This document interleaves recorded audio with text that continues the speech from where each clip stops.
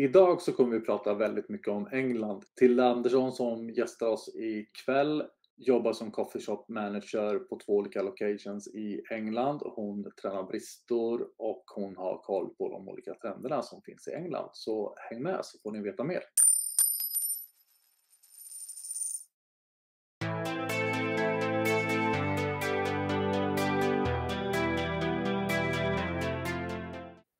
Hej och välkomna till Kaffe Sverige och Fika med Fredrik. Jag heter Fredrik Alpstedt och idag så tänker jag ta mig med till England även fast vi har placerat England i Göteborgstrakten.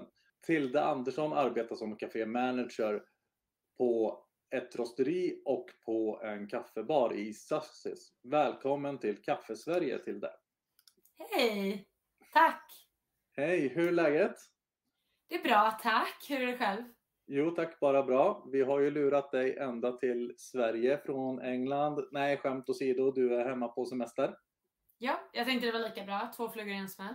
Ja, du var ju uppe redan 02.30 och bryggde kaffe, såg jag på ditt Instagramskonto. Ja. Och du sitter ju här och dricker lite kaffe nu också. Vad är det för något du dricker? Ja, jag tänkte det var lika bra. Eftersom jag har varit uppe sedan 2.30 så kan det aldrig bli för sent. Jo, jag dricker ett tvättat etiopiskt kaffe från Ozone Coffee Roasters som ligger i London. Och med toner av citron och ljuschoklad. Själv så dricker jag en klassisk kenyan med lite svarta vinbär, blåbär och hibiskustoner. Det är tvättat kaffe från Swirl som du kan passa på att kolla in här när du är hemma i Sverige. De ligger i Falkenberg. Ja. Väldigt trevligt kaffe måste jag säga. Kenya är en av mina favoriter. Så speciellt när de är så här riktigt svarta vinbäriga. Mm. Ja, jag har fortfarande många svenska kafferosterier att testa. Så att det är näst på listan. Ja, men låt oss börja från början. Vem är Tilda Andersson? Ja, jag är uppväxt strax norr om Göteborg på västkusten och har bott nu i södra England i strax över 6 år. Där jag jobbar som kaffemanager och driver 2 olika sajter där vi jobbar väldigt mycket med specialkaffe och vi rostar även vårt eget kaffe. Så jag gör allting från mellan himmel och jord och har även ett väldigt stort intresse av specialkaffe. Men hur kom det sig att det blev kaffe för dig? Alltså det var en slump. Jag skulle ju egentligen då ta ett sabbatsår i England. Men så hade jag en väldigt bra chef på espressobaren där jag jobbade. En tjej som tog med mig och visade mig industrin och hur kul kaffe faktiskt kan vara. Och lärde mig väldigt, väldigt mycket. Och ja, jag blev kvar. Det blev ett väldigt långt sabbatsår som fortfarande pågår då. Men ja.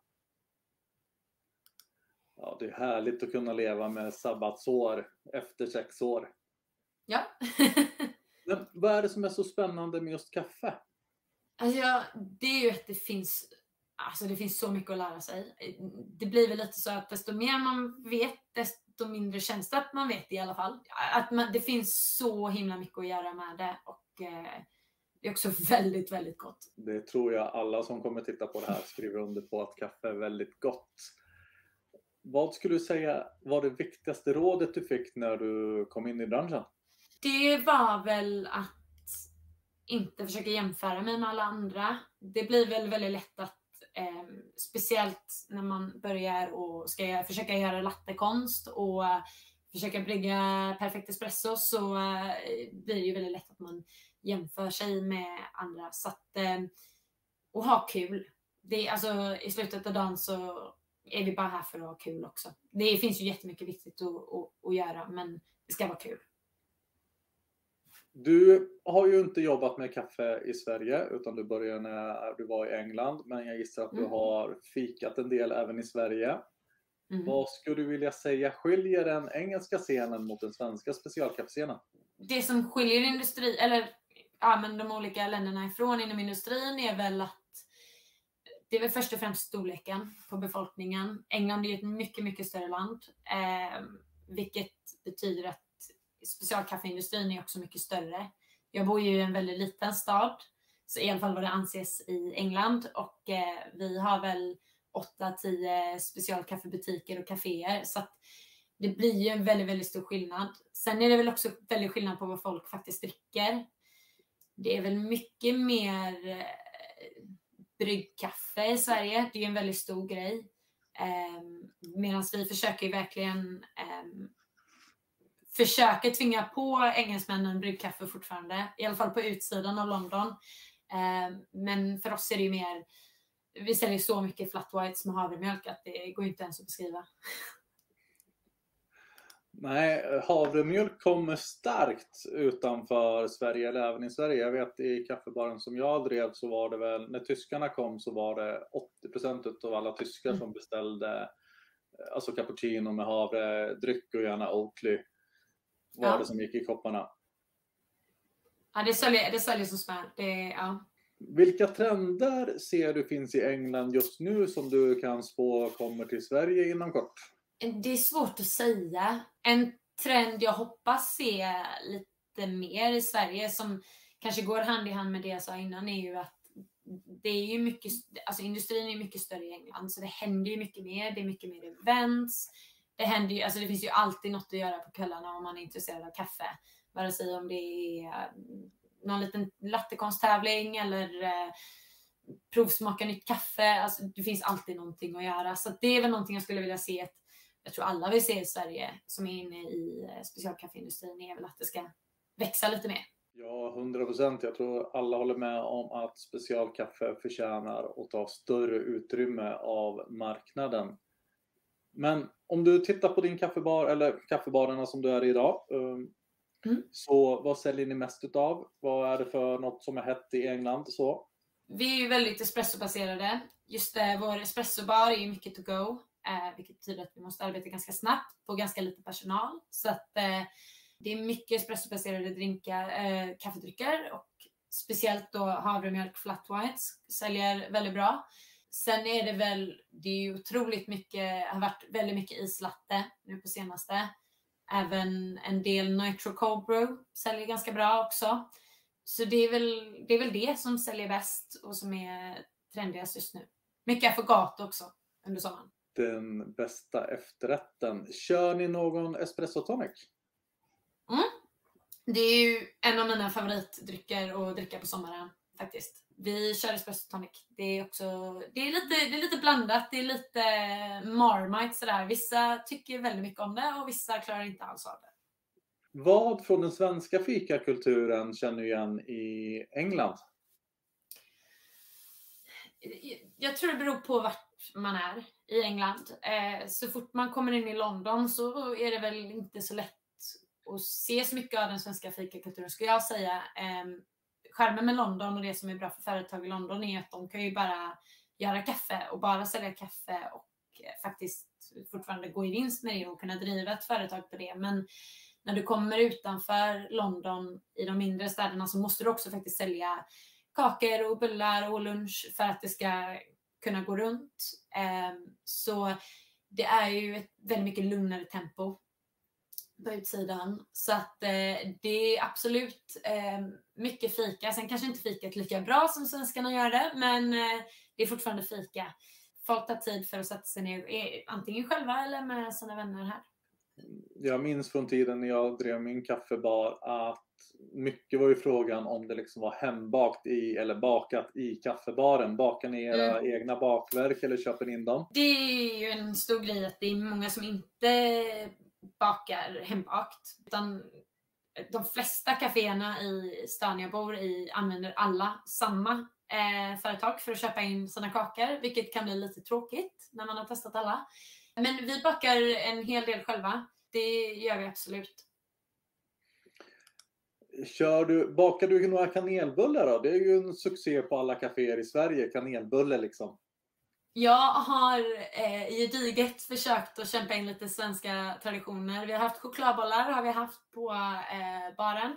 De sålde faktiskt otroligt bra och jag har fortfarande folk som, även om du har säkert ett år sedan vi hade dem, så har jag fortfarande folk som frågar. Vi har faktiskt haft kanelbullar också med riktigt pärlsocker och inte med icing som är väldigt vanligt i England. Så att vi har absolut haft lite mer skandinaviska bakverk.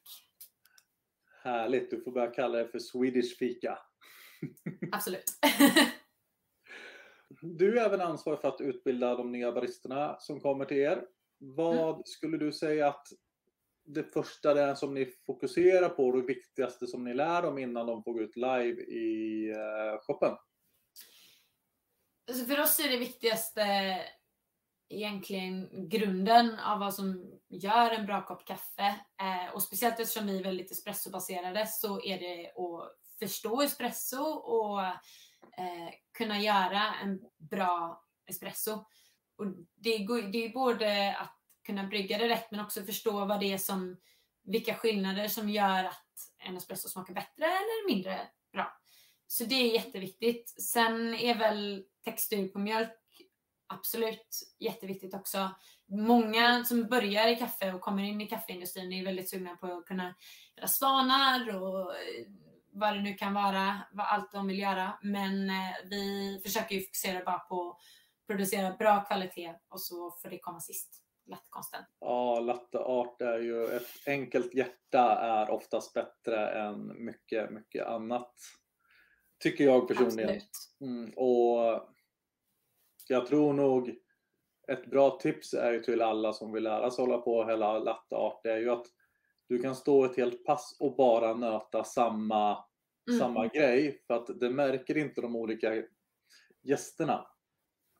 För att alla blir så här, åh jag fick ett hjärta. Och då har du helt 10 på rad. Det spelar ingen roll för alla blir så här, wow. Och hjärta är simpelt men väldigt uppskattat. Absolut. Hur lång tid tar det från att ni börjar träna en ny barista tills ni släpper ut den i shoppen?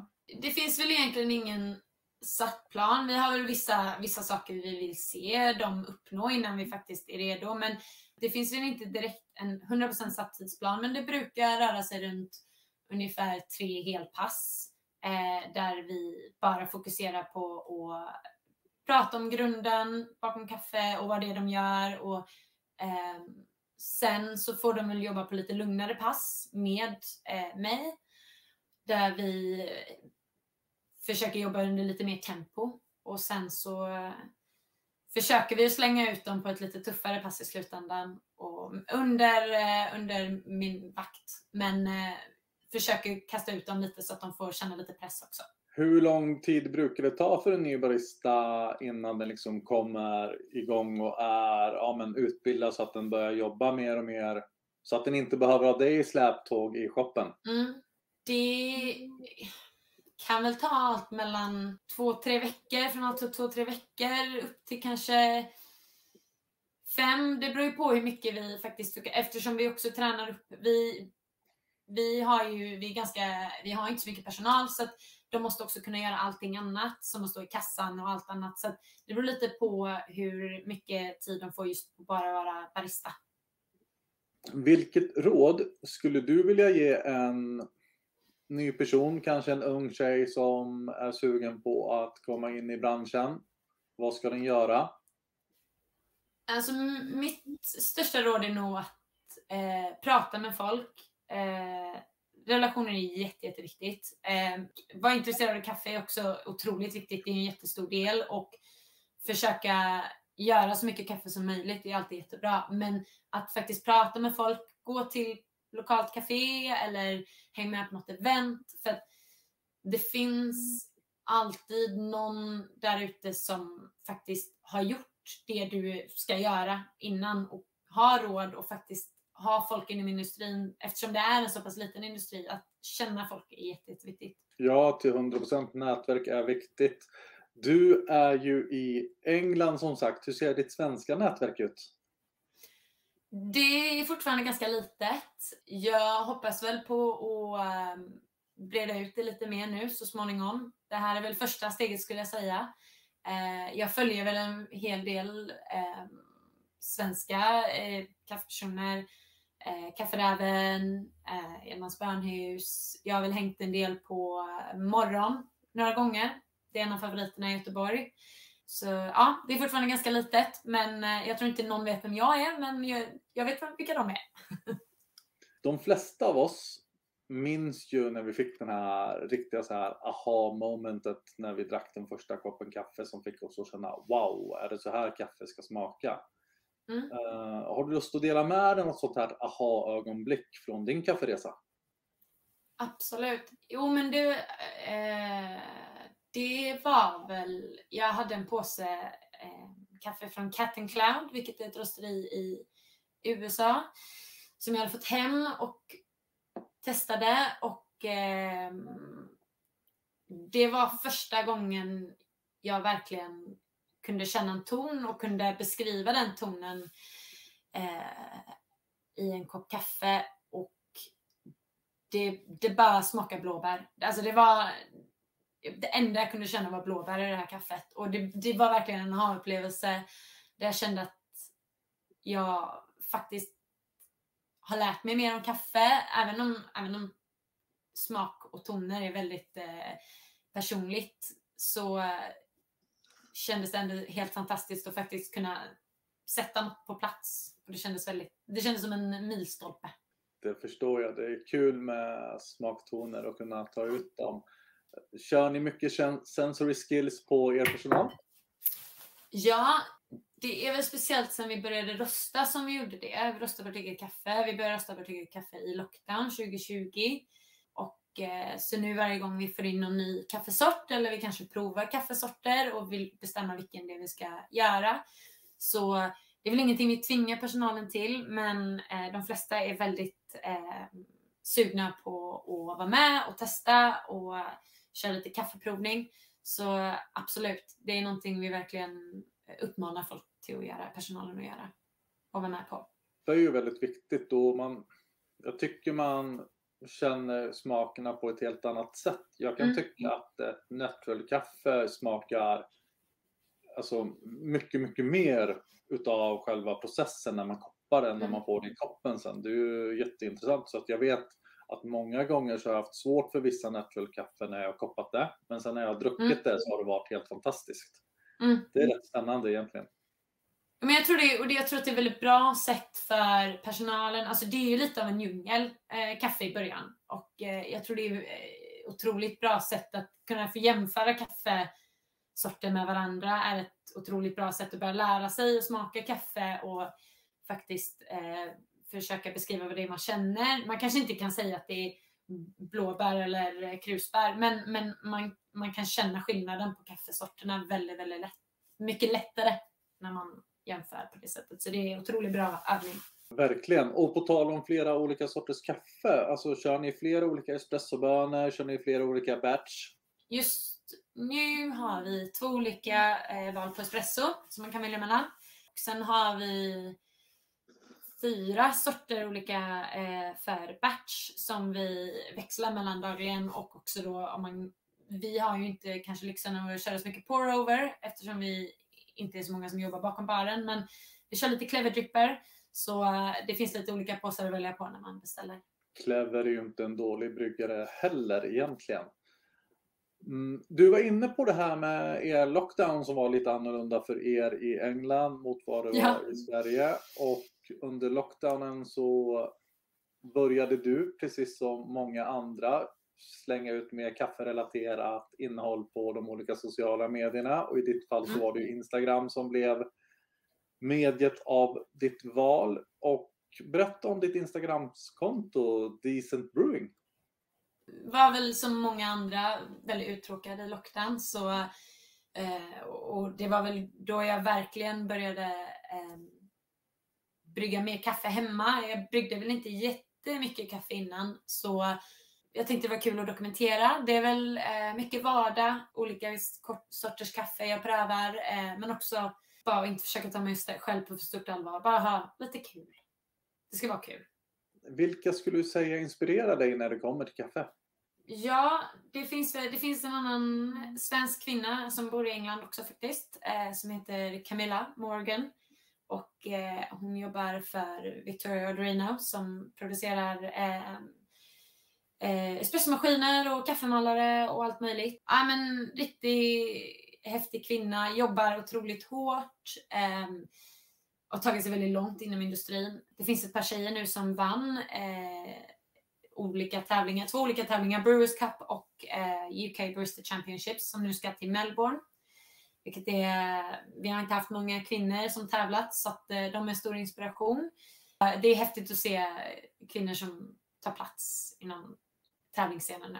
Det är ju samma sak här i Sverige att det är få kvinnor som tävlar i de SM-tävlingarna som vi hade nu 2022, så tror jag det bara var en tjej, Lisengren, som tävlade. Jag tror hon faktiskt har varit ensam.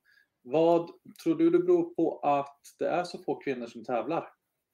Jag tror problemet är väl att det inte har funnits några kvinnor tidigare riktigt. Det har väl funnits några, men det har ju varit majoritet, kanske en viss typ av män som har tävlat. Och jag vet att just här i England så är det väldigt grabbigt och alla känner varandra. Så det är en väldigt tight grupp som tävlar.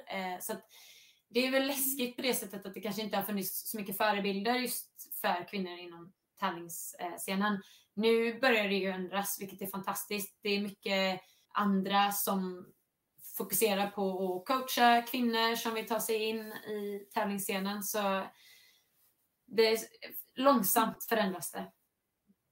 Ja, det är ju viktigt att man hittar sina likar när det kommer till tävlingar eller till allt man gör. Så bör man ju liksom hitta förebilder som törs gå före och liksom, ja, men sparka igenom den här, öppna de här stängda dörrarna och verkligen ta för sig så att andra vågar också. Det spelar ingen roll om det är killar eller tjejer eller om det är kaffe eller vad det nu beror på. Men skulle du säga att det ser likadant ut i den övriga delen av kaffesfären i England, att männen tar mycket större plats än kvinnor? Absolut. Det är väl i alla olika områden inom industrin så jag är ju van att jobba mycket med män. Det är väl i princip bara män som har varit ansvariga där jag har jobbat, eller där jag jobbar. Men också även på Instagram. Det är en stor del, mycket män där. Ja, det är väldigt dominerat av män helt enkelt. Det är ju så. Men igen, det ändras ju långsamt och kvinnor får mer plats. Så det är skönt att se. Du var ju inne på det här med tävlingar och du berättade ju själv för mig när vi hade vårt försnack att tanken var att du skulle tävla i Aeropress SM, men det blev inte så av olika skäl. När tror du att du gör din tävlingsdebut? Förhoppningen är tidigt nästa år i UK Barista Championships. Det är väl varit målet nu under ett år. Och jag har en kille i England som kommer hjälpa och coacha mig om jag vill. Så att förhoppningsvis tidigt nästa år så... Du tänker inte att du ska komma hem och tävla i Sverige istället och reppa Sverige i VM sen när du tar hem det? Alltså jag hade ju gärna velat det. Så att funkar det timningsvis så hade det absolut varit riktigt kul. Och det var väl därför också jag bestämde mig för att anmäla mig till Aeropress-tävlingen SM. Just så att det hölls i Göteborg. Och jag kommer från trakterna. Men ja, tyvärr så blev det inte så i år då. Jag vet faktiskt att SCA håller på och målar upp bilden för nästa års tävlingar. Så att du får vara med och planera i god tid. Eller SCA får vara med och planera i god tid så att du har chansen att komma, oavsett om det är i Göteborg eller i Stockholm eller Malmö eller vart det nu kan hamna i vårt avlånga land. Absolut. Som sagt, kul med fler tjejer som skulle vara med att tävla. Men för övrigt då, hur ser framtiden ut för Tilde Andersson? Ja, det är väl tävla. Det är väl nästa steg. Jag är väl... vill lära mig mer inom kaffeindustrin, fokusera lite mer på rostning. Jag kan inte vill bli någon kafferostare på heltid, men det är en otroligt viktig pelare och vill jag gärna lära mig mer. Sen så vill jag väl förflytta mig lite mer bakom scenerna, lite mer sälj, wholesale, så vi får se. Framtida kaffebar i Sverige? Kan vara. Jag har haft en dröm ganska länge att öppna mitt eget ställe Även om det kanske blir i England, så i alla fall med en svensk kaffebar i England. Om du skulle tvingas välja ett kaffe som du skulle dricka varje dag i resten av ditt liv, vad skulle det vara för kaffe? Det blir väl nog något från en natural från Etiopien. Kanske med lite mer blommiga toner. Ska det vara samma i resten av livet så får det gärna vara lite funky sådär. Så ja, det skulle väl vara det då. Tror du att du skulle palla ett funky kaffe varje dag? Jag gillar en utmaning. Ja, det är bra. Om man vill komma i kontakt med dig för att snacka kaffe eller bara tjabba, hur gör man det lättast? Ja, men det bästa är nog Instagram.